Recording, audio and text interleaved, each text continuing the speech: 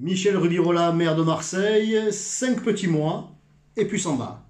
Voilà, Michel Rubirola, la fake news politique électorale de ces élections municipales qui avaient été choisies par les différentes chapelles de la gauche pour incarner ce renouveau politique, cette femme issue de la société civile, qui avait quand même quelques années d'hémicycle derrière elle, mais bon, eh bien, on allait voir ce qu'on allait voir. On avait là une femme qui allait s'intéresser au quotidien des Marseillais, qui allait s'investir en urgence.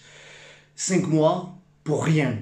Sinon, pour aboutir à des négociations, des tractations de boutiques, de LFI, Parti communiste, Parti socialiste, les Verts, qui ne sont toujours pas terminées. Parce que Mme Rubirola, qui piétine la démocratie en démissionnant, la piétine d'autant plus en désignant son successeur, M. Payan. M. Payan, socialiste, qui remplacerait peut-être Mme Rubirola, écologiste. Les Marseillais, c'est pas ce qu'ils ont voulu. Mais il n'y a pas que M. Payan, il y a aussi Mme Fortin qui pourrait avoir des ambitions municipales, évidemment, Mme Galli qui a toujours des ambitions, tout le temps, et puis d'autres, puis communistes, et puis... On n'est pas sorti de cette crise parce que Mme Rubirola, la gauche, elle vient d'ajouter à la crise économique, à la crise sécuritaire, identitaire, sanitaire et sociale que subit Marseille, elle vient d'y ajouter la crise politique. Et elle va durer.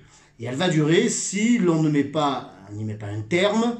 On peut y mettre un terme en rappelant les Marseillais aux urnes. Voilà, c'est la démocratie qui doit sortir de Marseille de cette impasse, de cette crise politique.